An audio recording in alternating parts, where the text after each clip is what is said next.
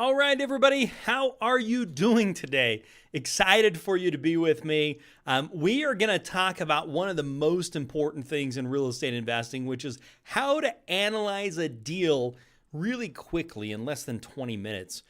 Why is this important? Because your numbers are everything. You make your money when you buy a property. You realize that cash when you sell the property. And the whole key here is making sure you're not overvaluing or undervaluing a property. This is one of the pillars. It's one of the big mistakes I see make frequently. And it's a thing that can make or break real estate investing for you. See, I don't want you to get into a deal where you're not able to sell it for what you thought you could, and you end up breaking even, or even, heaven forbid, losing money. In the same regards, I don't want you to overlook a deal because you were too cautious about it and you decided that the deal wasn't going to be a great one, when in reality, it could have been a great one if you just would have spent the time. And one of the big mistakes I see being made quite frequently is people that are using their agent, okay? And that's not to say agents are a bad thing, but you've got to be able to do these numbers on your own. Personally, I like to pull my own numbers, then ask the opinion, and then see where we're different and why. That way I've got my opinion, their opinion, and I'm trying to reconcile the differences between the two of them. But I'd like to do that blind. Don't tell me what you think. Don't tell me anything about the property. I want to look at it blind on my own and come to a determination of value. There are some sticky situations. Those sticky situations are when there's not a lot of comps and some of those things. And we'll talk a little bit about that, but the difficult or level 2 analysis isn't something we're going to cover today. So I've got a lot of people I want to give some shout outs to. I appreciate you, so many of you being with us. Contemporary Living with Farmer and Hill. I'm not sure your name, but I'd love to know who that is. Looks like you got a deal you're working on and having some challenges on. So, my client. So it looks like you're doing that for a client. Yeah, that's awesome. Give us a holler. I know Katie put the phone number on there. Let's see. You can go here to schedule. Okay, fantastic. With one of our investment associates. It sounds like Contemporary Living, you don't need to use that link. That's for one of our associates. If you're already a member, or your client's a member, you just want to give us a call for customer service. Good afternoon. I'm ready to learn. I'm assuming you go by Ben, but I'm not sure. Let me know. Let's see here. What else have we got here? Edgard says hello. Thanks for being with us. Appreciate it. Fred Smith. Thanks for being here, Fred. Don from South Carolina, thanks for being here. Sino, Toki, DoHardMoney. Hello, DoHardMoney gang. I love it. Maurice from Chicago, thanks for being here, Maurice. Don, good, but moving fast. Oscar from Boston is here. Fred from North Carolina. I almost said South Carolina because Don's from South Carolina.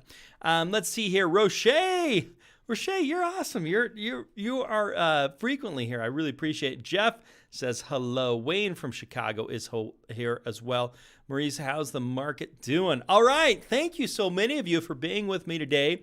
If you haven't already, put your information in there. Love to know who you are and where you are investing. All right, guys, let's jump right into this. How to analyze a deal in less than 20 minutes is our topic. What you're going to learn today is how to find REO properties. That's going to be our finding segment we're going to go through. 3 degrees of analyzing a deal. How to deep dive into analytics to find great deals. We're also going to go through some pro tips for negotiating contracts and price. So today's agenda.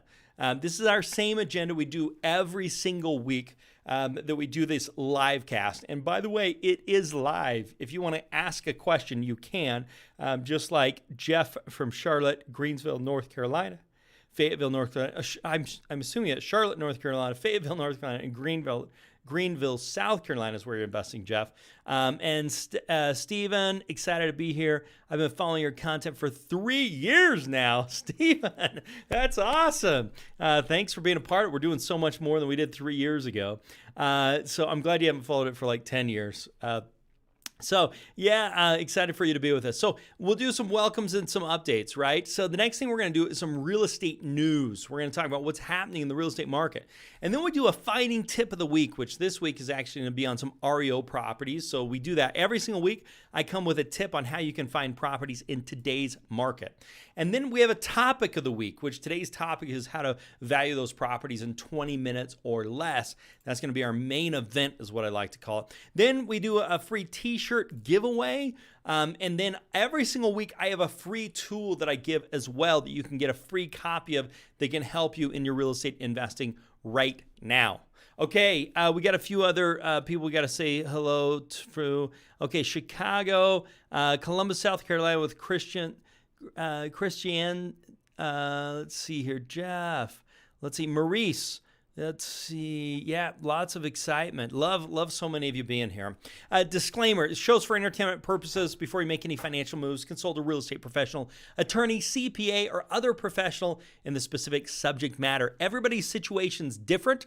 There's not one size fits all approach. DHM may receive payment for shows from sponsorships, guests in the forms of books, giveaways, discounts, other remediations. As with anything in life, results come from education, following a system, hard work, and a determination to follow through until the end. And that last one is my favorite.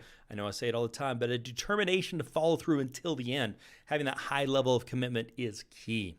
All right, if you have not already, and there's several of you that haven't, please give me your first name and the city and state where you're investing. It's really important. I build this content. I get news. I get information for you guys, especially people like Roche that are here on a frequent basis.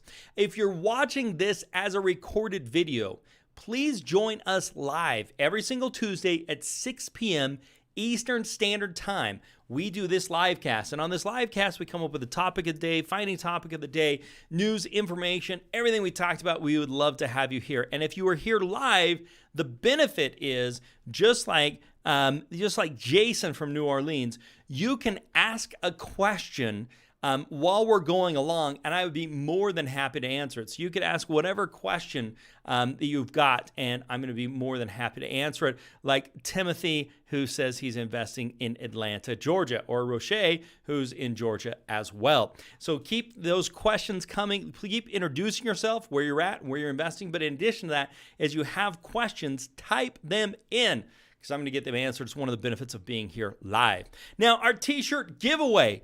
We are giving away a t-shirt. At the end of this live cast, I give away a t-shirt, and next live cast, you'll be able to get a t-shirt for this week. And if you're interested, and I should show you these t-shirts. So here's a t-shirt for this week. This is our giveaway.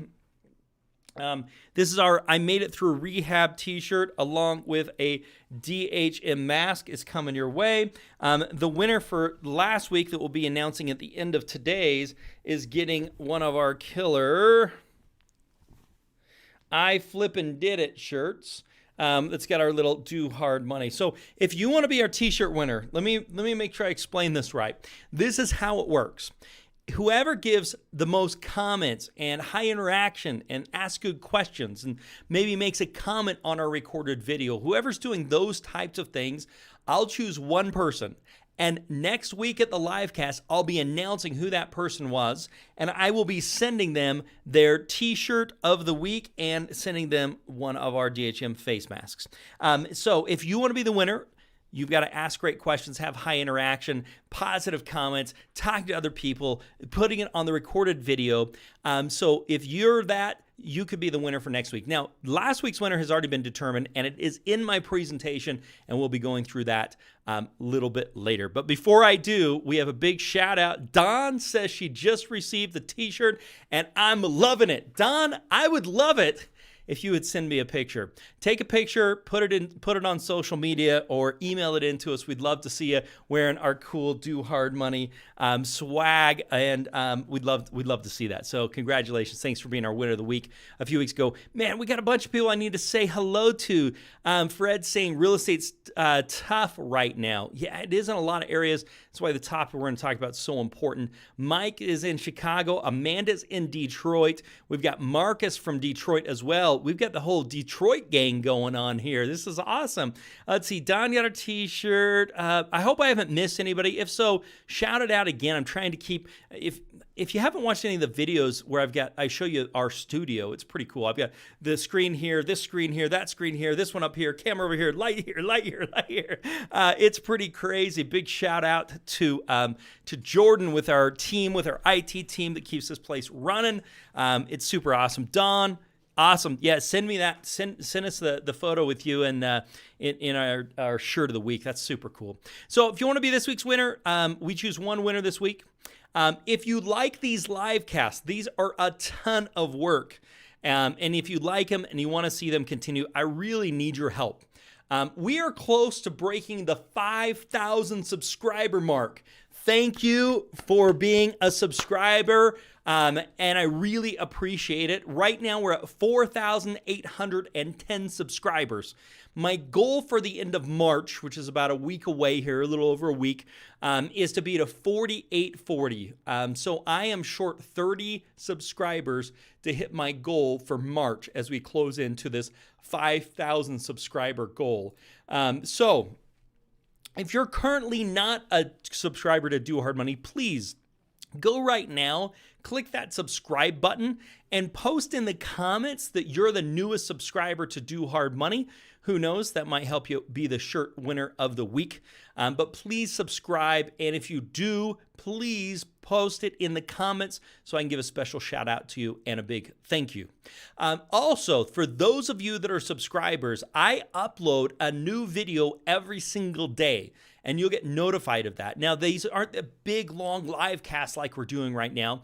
These are short little 3 to 7 minute videos that go over a specific item. So for example, how to refinance a BRRRR deal, or how much does rehab actually cost? I do a video like this, which is a 3 to 7 minute. It's a great thing to just watch to get you acclimated. And one thing that helps me out a ton with these is if you hit them with the thumbs up button, it is a big help. It tells YouTube that I'm doing a great job and promotes that content to more people. So please do that if you haven't already. Again, if you're one of our newest subscribers, please hit that subscribe button and post in the comments. Amanda is our new subscriber. Amanda, thank you. Really appreciate it. And anybody else that's a new subscriber, please let us know. Post it in the comments here as well. So hit the thumbs up with this one. Hit the subscribe. Hit the bell notification. Our channel is DoHardMoney. Leave a comment on the recorded video. And most importantly, please tell someone else about it. It helps a ton. One of the things I love is getting comments. So the comments you're putting in and the comments you put in the recorded video mean a lot to me. Don says, looking forward to this session. Chris Birch says, home builders are seeing 200% increase in material costs, driving the price up on builds, not just demand of buyers. I'm hoping we're going to start seeing that come down. As promised, every single week, I like to give you some type of tool or resource. Today's tool is the repair checklist. This is the type of thing you're going to want to do when you go through the property so you can write everything down and know what you're dealing with. This is our repair checklist. You can get a free copy of this. I'll give you a link that you can download it. At the end of the live cast, I'll give you that link so you can download our repair checklist. I know it will be a big help for you and you will really enjoy using it. All right, let's see here. Timothy is a new subscriber as well. Timothy, thank you. Appreciate you being a new subscriber. You're going to love the content and you love the real estate trainings that we're doing. Let's talk about this, guys. What is happening in the real estate market right now? Let's talk about, there's several things going on. Chicago real estate market update, sales up again, inventory ridiculously low. This is the problem we're seeing across the country is inventory, and especially as investors, which is really cool because we can help create inventory if we do it right. After looking at the February data, I'm thinking that maybe the Chicago real estate market really is doing something more than simply making up for lost activity. During the initial lockdown when the pandemic first hit, maybe we really have entered into a bull real estate market, though the bull may be losing a little bit of steam. What does that mean? It means that we're getting into a new uncharted territory, but it's actually probably a new benchmark that we're going to be dealing with here, which is kind of cool. A big shout out to Jeff A, who just subscribed. Jeff, Thank you, man. Appreciate you being a new subscriber. Denver, I don't know if I've got anybody from Colorado on the live cast today, but Denver real estate agent says offers $90,000 and $100,000 over asking price. They still lost the deal, meaning they offered $100,000 more than asking price and they didn't get the deal. That is insane. We're seeing crazy things going on right now, which is why we want to be going after off-market properties. Okay, question. New York Times says, where in the heck have all the houses gone? The inventory of homes for sale is startling low. The pandemic is part of the reason. You can see this graph shows the number of homes. You've got 250 or 1.25 up to 1.5 million, which is trending down to 468,000 from 2015 to 2021. Crazy low. Mortgage rates are climbing. Real estate market update. The rate of a 30-year mortgage has gone up 27 basis points. Basis points is like 0.27% basically. So if the rates were 3%, they're now 3.27% is basically what we're looking at. Mortgage delinquencies in November fell to their lowest level since the start of the coronavirus pandemic.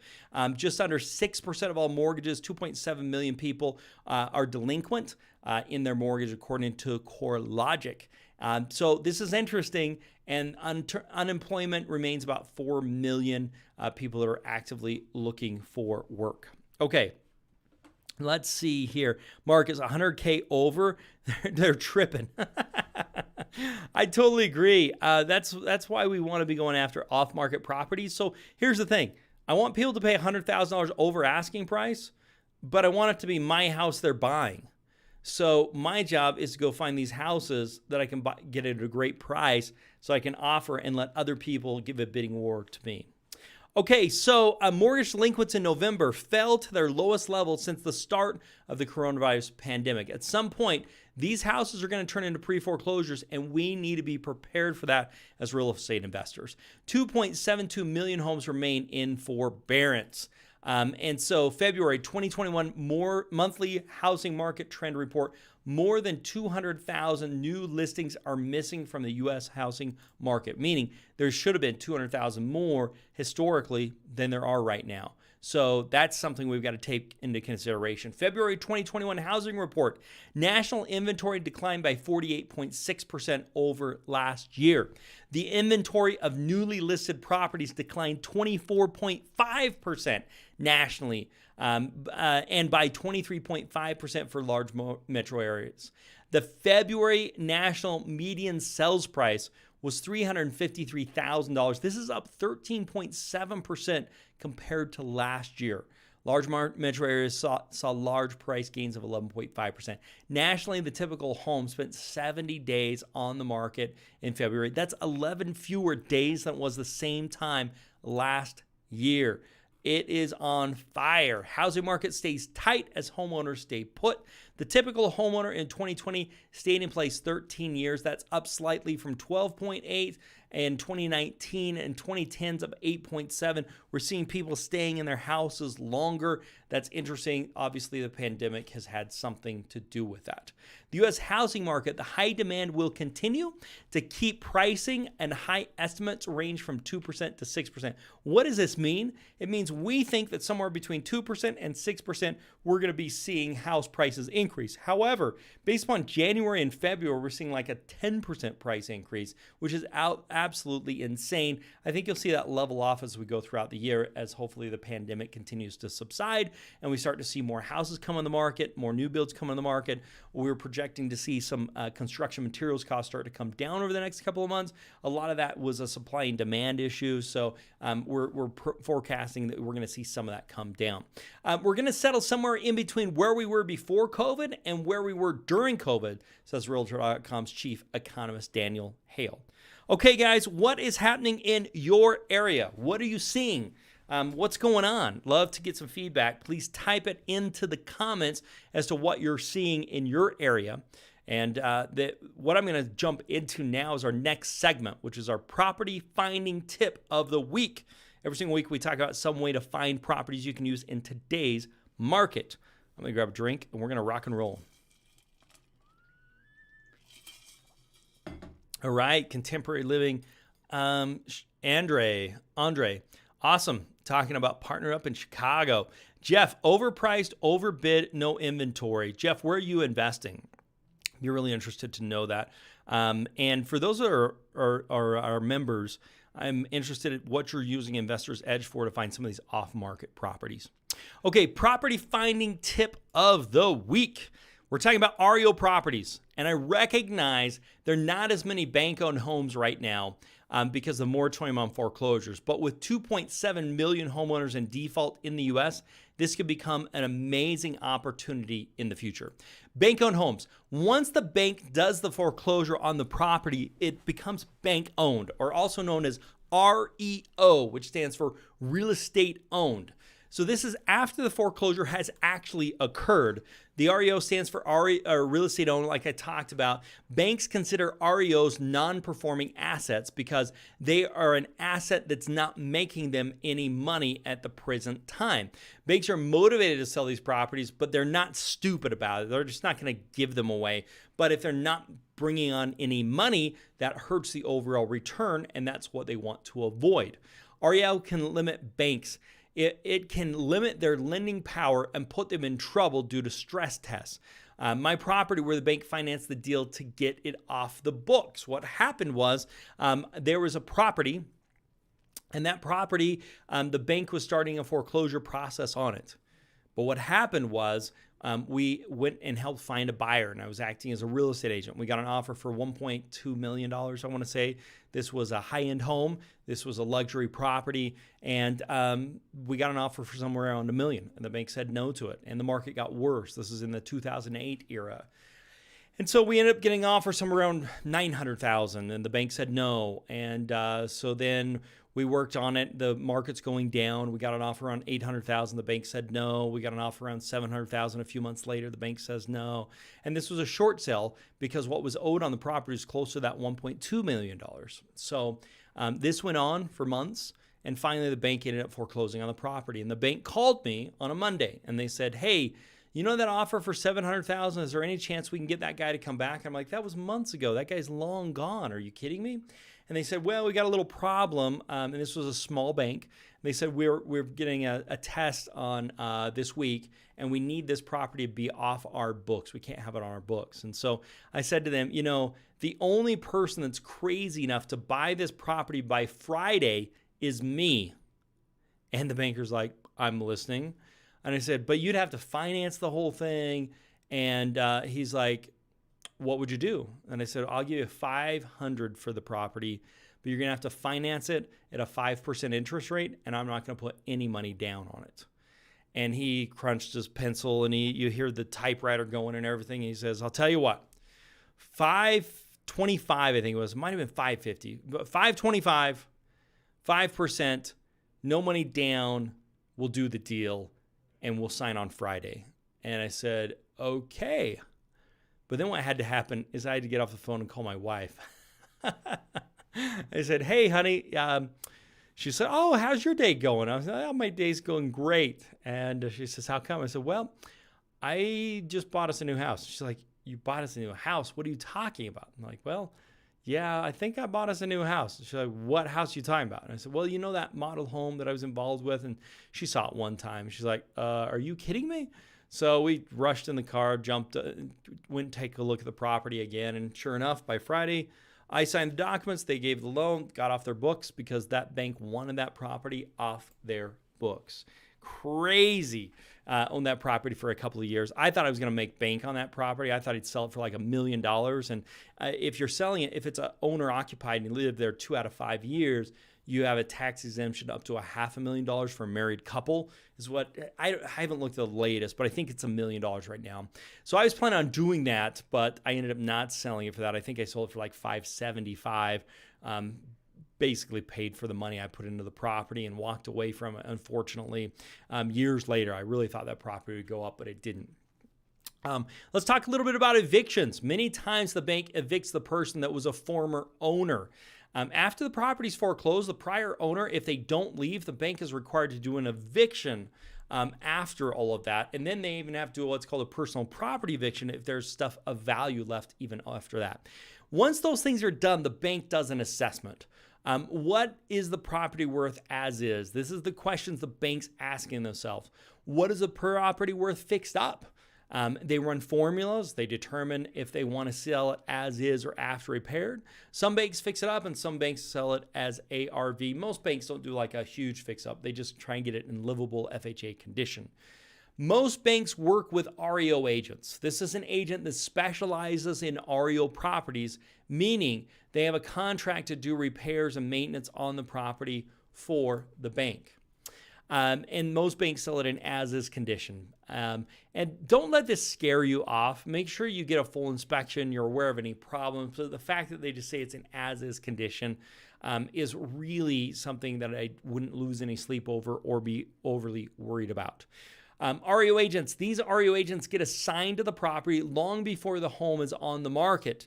The REO agent will be required to give all the offers to the bank, but he may be able to give you a jump start, letting you know about the property before others. That was another property of mine. I found out that one of my friends that's an agent had a property that he was working on before it was listed on the property.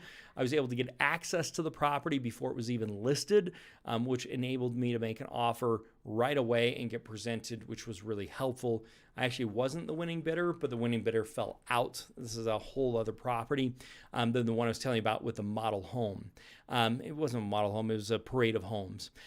You can get access to the property before it's on the market, which can be really helpful. REO agents, they take an offer to the bank on a deal. They were going to try and fix up. So maybe an agent's saying, we're going to fix this property up. And you say, we'll give the bank this offer and I'll buy it as is. And maybe they'll tempt the agent to do that.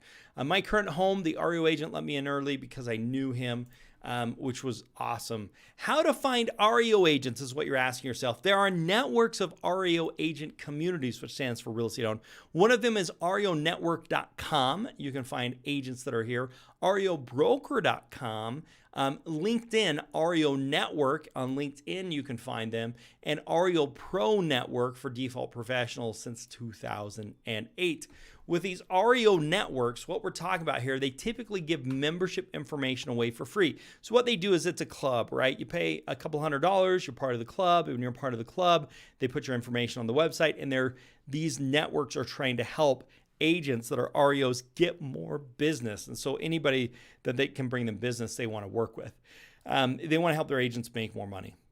You can also market directly to the bank. I haven't found going to the bank that beneficial on these couple of examples. The one I used an REO agent, the other one I was involved in the short sale. But local credit unions can be helpful. If there's a local credit union, it may be much easier. They're smaller. You can usually talk to someone. And that can be really helpful that you can actually have a live person to chat with rather than just going blind. HUD homes is another way. FHA will sell HUD homes. An FHA is going to get sold as a HUD if there's a foreclosure situation. They give homeowners a first shot to do a repurchase or a purchase, I should say. And then afterwards, they let investors make bids on properties. I have a rental property not too far from my office that I bought as a HUD deal. If you want to see what FHA is selling, these are properties FHA did the loan on, they foreclosed, they took the property back. These are the properties. This is the website. It's HUDhomestore.com. Don't ask me why they do this. Don't ask me why this isn't a .gov. Don't ask me why the name's so stupid. But this is the official site, and there's lots of other sites out there that try and make it look like it's this site.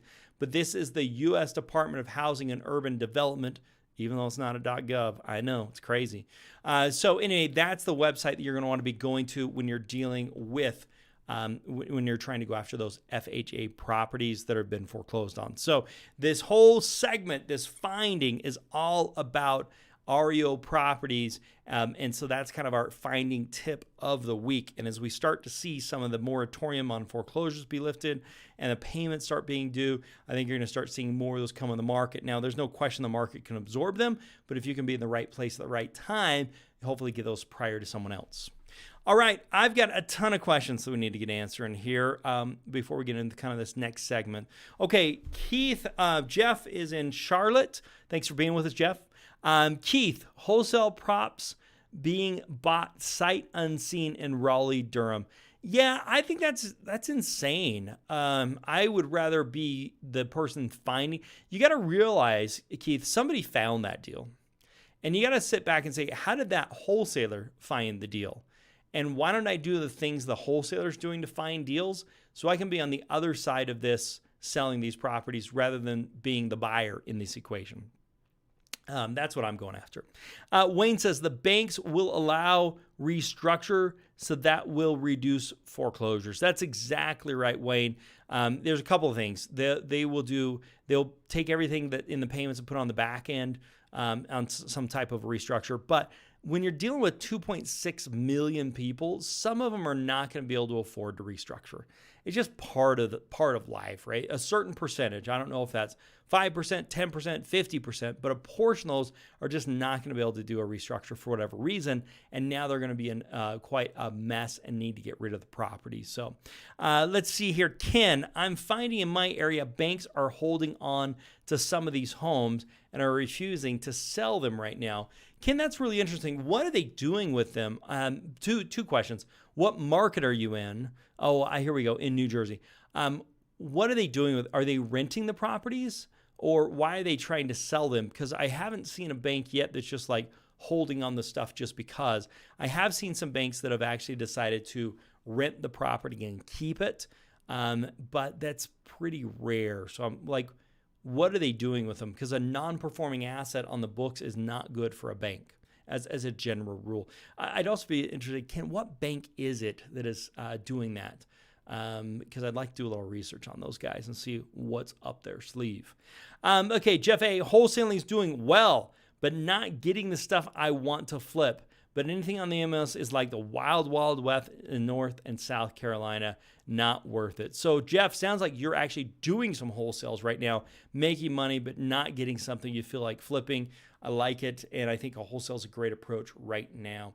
Let's see. That's what I'm seeing. The banks are fixing up the homes themselves. Oh, I see what you're saying, Ken. They're basically fixing it up and reselling it, trying to make a higher profit. I still am really interested in what bank that is doing that. Wayne, what about loan modifications? Last recessions, the bank did modifications, let people miss payments on the back. Yes, there's no question, Wayne, that's going to be happening. They're going to be doing those. That's, with your comment before, the modifications, absolutely. Kind of back to my other comment is there's going to be a portion of people that just, it's not going to work for whatever reason, and that can be an opportunity for us as we see that sort out. Kasim says, what about abandoned properties? I'm not sure exactly what you mean by abandoned. We look at that as like a vacant property, or if the mailman can't put mail there because the box is too full. Those are properties you can be going after. That's a whole different topic of finding properties. We use Investor's Edge. And you can find properties or abandoned properties, vacant properties with that. Those can be great opportunities to go after. One of the things we recommend is doing driving for dollars, where you find properties, you put them on the list, you call them. So that can be part of this abandoned property strategy. I hope that answers your question, Kasim. Let's see. Haley, haven't decided on an area yet, and I am a newbie. I would say go as close to home as you can that will work for your model. So Ken, no fixing up, then selling them at retail price or attempting to sell them at retail. That's why I'm here. Okay. Oh, that's a different Keith. That's Ken Rigby. So Ken, you're saying no fixing up, then selling them at retail price or attempting to sell. So you're saying the banks are just taking the properties and just selling them for as much as they can. Keith, that's why I'm here. Fantastic. Ken, Wells Fargo. Man, that's crazy. So you're telling me what Wells Fargo's doing in your area there is they are just cleaning the property up, putting on the MLS, and not doing any work to it. Anyway, yeah, let's confirm that. Let's see, Wayne, the banks are stalling to get as many offers. Oh, yeah, that's the old game. Yeah, totally. That's one of the things people are like, hey, I'll just go with the bank, but the bank says, we're going to leave it on the market for another week, or we're going to get multiple offers. Yeah, there's no question that's happening, right now. I don't think the bank-owned strategy is what you need to implement now. I think it's something you need to be aware of as we start to see some of these modifications fail as time goes on. HSBC is I don't think they're a direct bank, Ken. I think they're a servicing provider. I think they're servicing it for other companies. Okay. What apps use for driving for dollars? We use Investor's Edge, Oscar. If you'd like some information on that, Katie can give you a phone number, a link that you can check that out. And one of our associates, so either Zach, Hunter, or Carlos, can get you more details on that. Marcus, what do you suggest to do in the meantime, getting prepared for the REI snowball and what's happening? I think you need to just be educated, knowing that what could happen and be prepared for that. That doesn't mean that it's going to happen, but it's something you should be prepared for. In the meantime, I think you've got to find other finding strategies to find properties. I really recommend our Driving for Dollars. If you're not a member, you may want to give us a holler and check out our software that can help you out with that. Let's see here. They are county-owned that has been abandoned. Oh, that's a whole other mess. When you're saying county-owned, you're talking about a property the government owned or a property that the county or city owned that nobody did anything with. That's an interesting topic. It's one that I don't think has a great number of opportunities, but I'd be interested in where you're talking, what state and county, and if you've got an example of one, I'd love to see it. Wayne, when I make offers, I tell them I need an answer fast or I withdraw my offer. Otherwise, we as investors have no leverage. Wayne, I'd just take it a step further. I would not go after any properties that are listed on the MLS. And so I would go after off-market properties where you're doing direct marketing to the seller. Marcus, what deals should we be doing in the meantime to be the best position for the REO snowball? I would be doing direct to seller, driving for dollars. The concept, we've got a whole live cast. Maybe Katie can put it on, put a link in here for us. But the whole concept here is that we actually go around, we look for properties that are distressed. We mark them down. We look for people that have equity. We then do marketing. I prefer calling. So you do a skip trace, and then you call them and say, I'm looking for a house in the area. And you're looking for somebody that their house is in bad condition, that they're motivated to sell, and you make a deal with them. And then you can be on the other side of that where you're a seller selling and getting multiple offers and all the craziness that's going on. So yeah, that's what I recommend. Yeah, fantastic. All right, guys, let's jump into this. How to analyze a deal in 20 minutes or less. We're going to jump into this, but I need to grab a drink first. Okay, wow, my screen went blank and now it's back. Okay, how to analyze a deal in 20 minutes or less. What you're going to learn today is the 3 degrees of analyzing a deal, how to deep dive into analytics to find great deals, pro tips for negotiating contracts, and price. Let's talk about this, ways to analyze a deal. There's what I call the down and dirty approach. This takes you about 5 minutes or less. There's also the general idea, which takes you about 5 minutes or less. And then you get into doing a deep dive. And the deep dive, in all honesty, is going to take you 20 minutes to maybe 60 minutes, sometimes even 90 minutes. But we're going to focus on this 20 minutes or less, and then we'll talk a little bit about some strategies for the deep dive. So let's talk about this down and dirty approach. This is enough to give me an idea if I should market to them or not. Should I spend 50 cents on a postcard or not? That's what my down and dirty is. Is it worth it to knock on the door or not?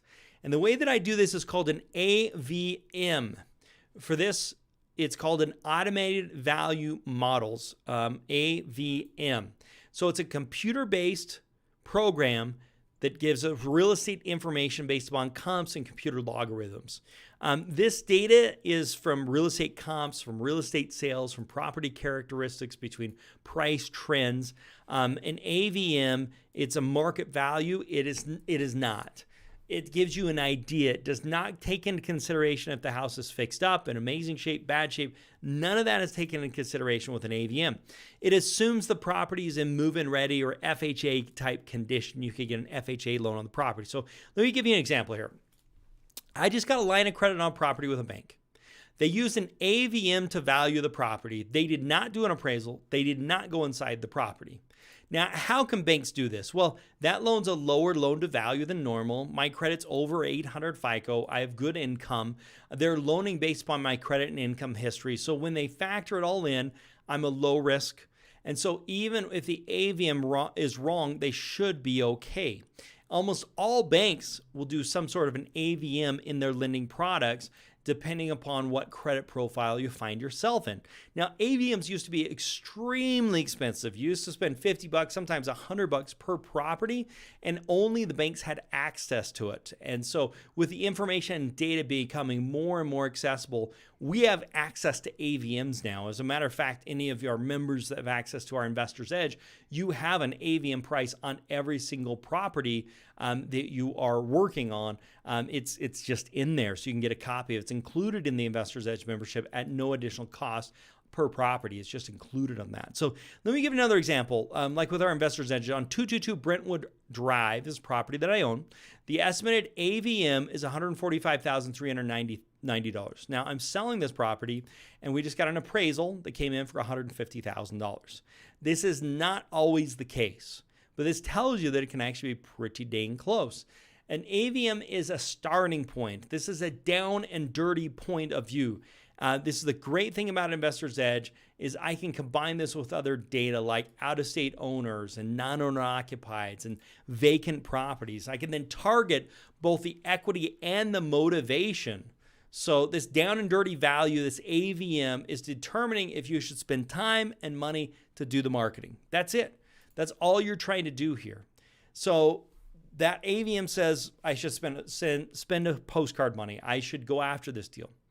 The next one we're going to go into is kind of what I call the general idea way of looking at. This takes like 5 minutes. This is what I'm going to use to make an offer on the property. But then I'll do my deep dive after the offer gets accepted. You see, I want to be able to move fast on an offer. So I find a property. I look at homes for sale that are active in Investor's Edge. Or you can use like realtor.com. As I look for sold homes, depending upon the state, I can find these sold homes. Some will disclose it, others won't. If you have Investor's Edge, you'll have access to it either way, because disclosure states what the property sells for is disclosed in public information. Non-disclosure states, like where I live, it is not public. However, the MLS has sold information even if it is a non-disclosure. So non-disclosure means it's not required by law to disclose the sales price. But if you list on the MLS, the owner, the seller of the property voluntarily agrees to put the information onto the MLS, even the sold information, even though they're not required to by law. So where do you get this information? You can find it on realtor.com, you can find it on Zillow, but the data may not be complete. So I use Investor's Edge, where we have full access to the multiple listing services. Properties in Investor's Edge. So here's another. This is a property I did some work on. 573 26th Street in Ogden. In Investor's Edge, the comps and nearby listings leave the same. So when you click on comps and nearby listings, you want to leave the date range the same, the distance the same, the square footage the same, the status the same. You want to change the property class to residential. You want to sort from low to high. You just click on that amount. That's basically going to then find a good range of comps that are sold and active. The lowest was sold for $140 and the highest was $320. Okay, so that gives me like a down and dirty. This property's worth somewhere between $140 and $320, right? So if I can buy this home for less than $140, then it is more than likely a good deal. And it may even be a great deal at that. So that gives me kind of a bracketing range. I know the most is $320 by the time I fix it up and do everything else. But if I get that property less than $140, so I use this to negotiate over the phone. I can quickly do that in 30 seconds or less. I can know what the range is. I can say, what are you thinking? And if the guy says $130, I'm going to be all over it. I'm going to say, great, I'm sending you a contract now. Can you sign it while we're on the phone? That's basically what I'm going to be doing, because I know the cheapest that's sold so far is $140. If I'm getting it at $130, I'm probably getting a good deal. So that's my down and dirty method. And then after the down and dirty, that's when I do my deep dive, which gives me the ability to make the offer. So don't ever give a price. This is just a pro tip on the negotiation. Don't ever give a price first. Ask them for a price. Even if there's going to be awkward silence, ask them for a price. A motivated seller is willing to sell for a discount to have time and have convenience. We're not looking for people that are trying to maximize every penny they can out of their property. We're looking for people that who would rather have convenience and have time than dealing with the hassle. That's who we're looking for, and it's high value for them. So then ask if they can do any better. So if it's an all-cash offer, so the concept is how much would you take? And they say, 150,000. You say, oh man, can you do any better than that? And they say, well, I could do 140. Say, oh man, and long pauses in between, right? It should be painful. It should be like someone just kicked you in the kneecaps as hard as they can. And you're like, oh, really? Is that the best you can do? What if I paid all cash? What if I paid your closing costs? Like, what's the best you can do? You want to ask that a couple of times. Is that really the best you can do? Okay, that was a side note on a pro tip. Let's jump into this deep dive. How do I do this deep dive? This process can take 20 minutes to an hour, sometimes even 90 minutes. This is typically done once you know somebody has signed the contract or they actually have already signed the contract. That's basically what I'm looking for. With this deep dive, it takes some time. So, little pro tip, the goal is to always get a contract. Even if it's for more than what you want, after you have asked for the lower price, you say, I'll tell you what, let's go with that price and let's sign the papers today. But give me 2 weeks to tighten up my pencil. If I can make it work, I'll move forward with it. Excuse me. If I can't, I'll let you know and we can part as friends. How does that sound? So that way I'm locking up the deal, giving me the chance to go do some more deep dive research. It may even be giving me the opportunity to try and wholesale that property. And if I can have the property wholesaled prior to the 2 weeks is over, then I can move forward. And if I can't, I can go back and say, I just can't make these numbers work. I'm really sorry. And then if you worked on a wholesale deal, you can go back and say, but I can make this price work because I already know I have a buyer. And I say to them, would that work for you? I think we could close here in a couple of weeks. And they can say yes or no, but it gives you the opportunity. So the pro tip there is let's lock up the contract because the contract just gives you time. I got to grab another drink. All right. So the deep dive process, let's talk about this. To process this on a deep dive value, the first thing you got to do is determine the neighborhood. And then you got to select sold comps and active comps. You got to determine the final value. You got to document it all. So determining the neighborhood, this is the biggest thing. I see a lot of mistakes with what are called natural barriers. If you've got a river that goes through, one side of the river may be worth more, the other side may be worth less. If you have a major busy street going through, like we do, 7th East is a busy street. If you're west of 7th East, the house is worth less than if it's east of 7th East. Even if it's the exact same house in the exact same condition, there's just a natural barrier there that makes it worth more or less. So what we're doing is we're going into our Investor's Edge and we're establishing the value of the square footage. We zoom in and zoom out and we see where the color changes are and we look for natural boundaries. There's a road. Oh, on this side of the road, the property's worth more. On this side of the road, the property's worth less. And that helps us say these are our naturally boundaries. I'm going to take the railroad tracks down to this river, down to this street, over to this street. That's going to be my natural barriers. And with that, now I'm saying, and that's a big mistake a lot of people make, is they go outside of these barriers. And they say, hey, I'm going to go east of 7th East because there's a house here that just sold for that. But the reality is those are completely and utterly separate neighborhoods. Even though they may be within a mile radius, they're separate neighborhoods. You'll see this a lot, especially in neighborhoods like in Chicago. You may be they may be a couple blocks apart, but it could be worlds apart when it comes to values. And so you've got to realize where the natural barriers are. And the best way to do this is with this heat mapping in Investor's Edge, because you can literally see the color difference. You can literally see anything on this side is worth less and anything on this side is worth more. It's so easy to see. And then you say, well, which side is my property on? If my property's on the more expensive side, I can use those comps on that side. If my property's on the less expensive side, I've got to use those less expensive comps. But it becomes really important to get these natural barriers. So one of the biggest mistakes I see people making time and time again is they overlook barriers, they don't set it up. So you got to look at this objectively and say, where are these natural barriers? Then I do the estimate value. So you click on the analytics, estimated value, and you zoom in and you zoom out to see where the colors change based upon the heat map with that. Next thing I'm looking at is price growth. So I click on analytics, I go to price growth and say what's happened in the price growth over the last 6 months. Again, I'm looking for where the color changes. Then the next thing I'm doing is I'm documenting this, okay? I'm looking at the roads, the rivers, the railroad tracks, whatever that is, and I am documenting it to say this is where this area is based upon this property.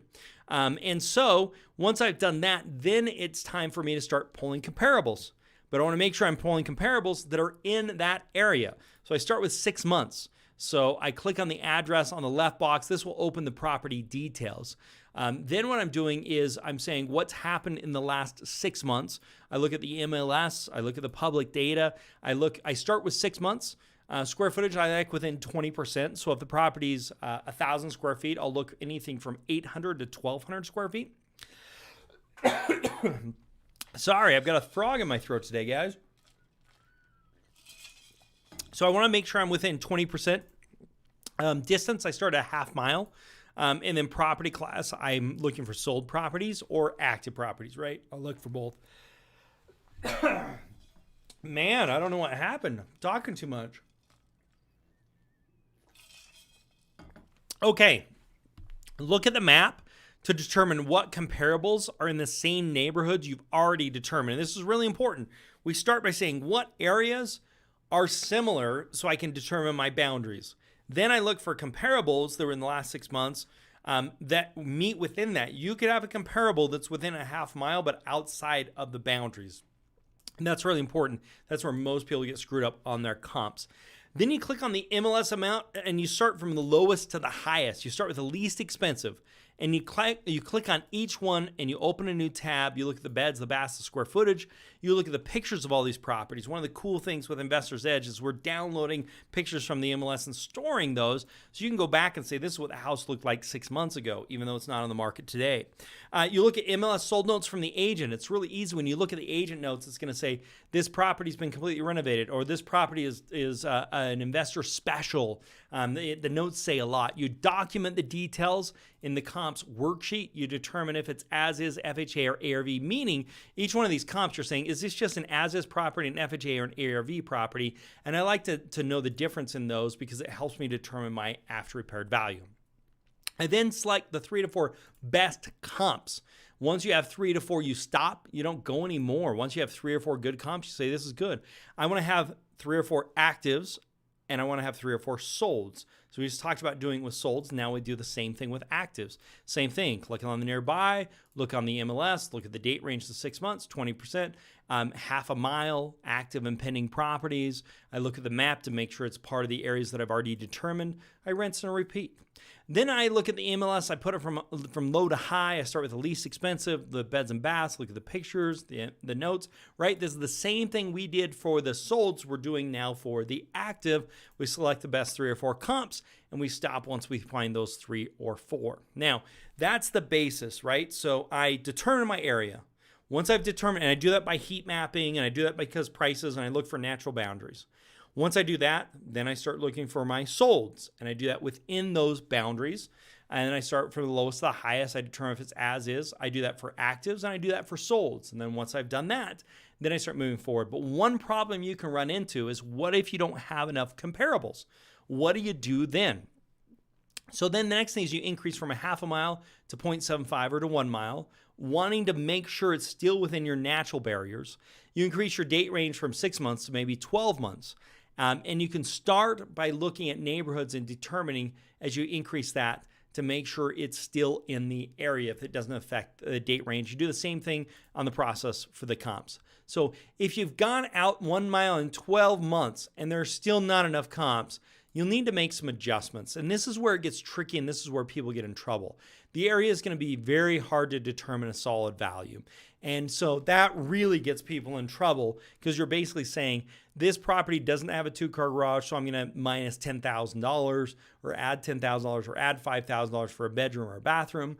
If you want to know, you can look up what is an average bathroom worth from appraisers in your area, and you can add that, but that doesn't mean it's exactly what buyers are willing to pay. So you're taking on a lot more risk, which is something that we want to avoid. We want to take on as little risk as possible and make as much money as possible. And so part of that is being cautious with this. So then you basically pull the whole thing together and you make your determinations on the value. And the way that you do that is looking at those comps, and then you say, hey, I've got comps ranging from 150 to 165, but when I look at all the comps, I think this is probably the most similar, so I'm going to put my value somewhere around 160, and then you put that as a final value. So there's an art and there's a science to this. As we've talked about this, we have gone through 3 different ways to do it. We've done the down and dirty, we've done the AVM, and we've done the deep dive as far as how to value these properties.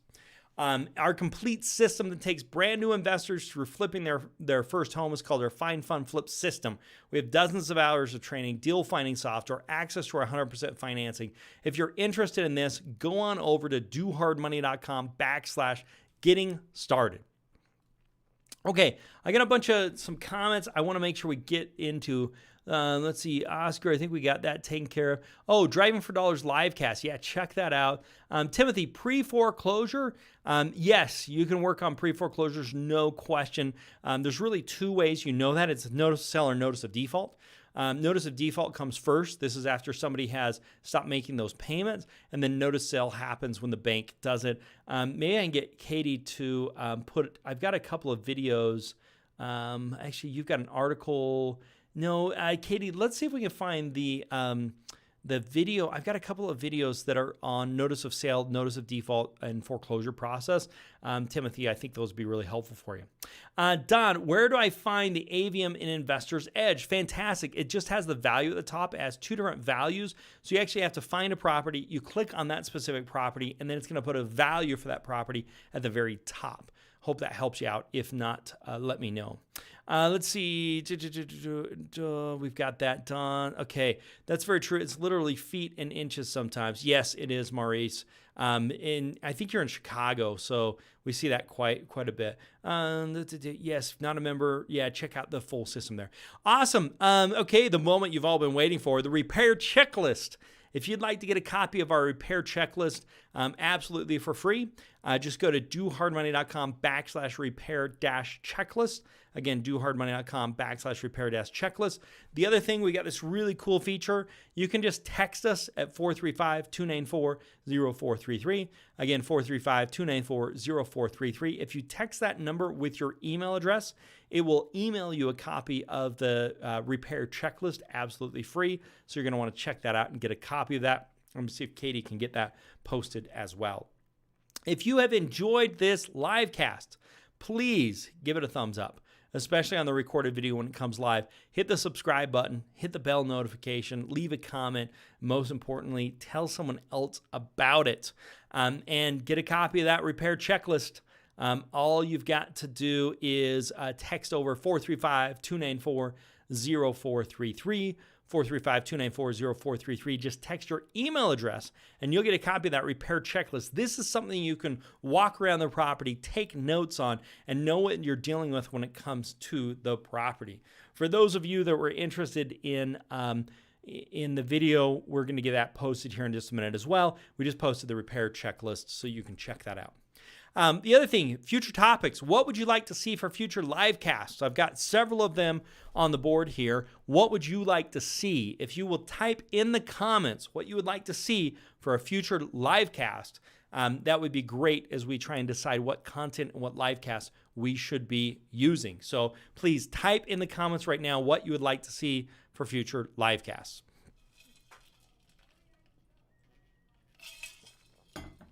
All right.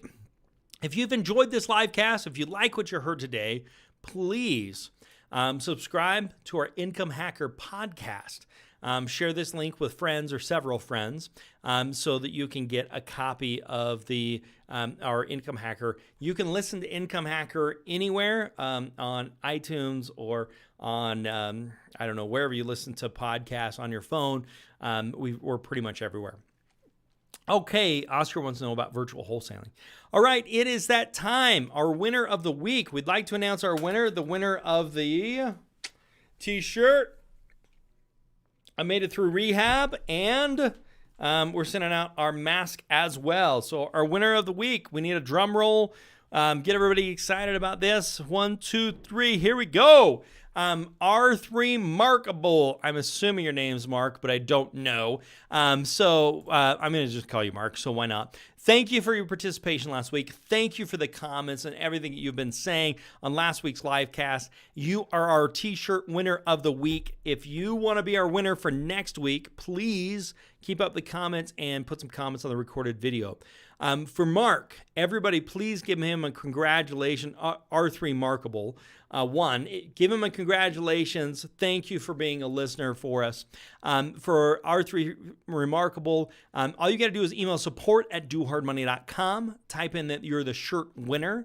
Put in your screen name, your real name, because we've got your screen name, your mailing address, your cell phone, your shirt size, and we'll send you out the shirt absolutely free. We pay shipping. We do all that. So we'll send that shirt out to you. So congratulations to R3 Markable 1. Thanks for being with us. There was somebody else last week that hadn't gotten their swag, or hadn't gotten their shirt. I checked with the team. They said they got it taken care of. So if anybody else, if you haven't gotten it and you've been one of our winners of the week, email in here and we'll make sure we get you taken care of. And because we want to get everybody taken care of that has been one of our winners of the week. So you may be the winner for next week. So come join me next time, same place, 6 p.m. Eastern Standard Time, and we can get you going for another live cast, and we'll be giving out and tell you who the short winner is of the week for next week. Now, if you haven't already gotten this repair checklist, head on over to dohardmoney.com/repair-checklist. You're going to want to have that. And then you can also send us a text with your email to 435-294-0433, 435-294-0433. All you've got to do is just text your email address. Roche, will you make sure, I think you emailed in again the information. Katie, can you follow up with the team and make sure everything got it? Everything got sent out for Roche, and make sure we get that expedited because we want to get her taken care of. My apologies. I mean, Roche's been so many of my live casts, so we want to make sure you get it. We want to make sure everybody gets it. So, Katie, if you'll follow up on that as well. So, guys, thank you so much for being with me. I hope this has been really helpful for you. If it has, please pay it forward by telling somebody else about this. And the way you can do that is giving them access to the live cast, by having them come next week with you, by showing them our podcast, by asking them to subscribe to our YouTube channel so they can be learning as well. And we want to be giving you what you need to be successful. So these are really important to us. I spent a lot of time doing this because I want to help you in your real estate investing. Okay, guys, thank you so much for being with me. Make it a very profitable day, and bye for now.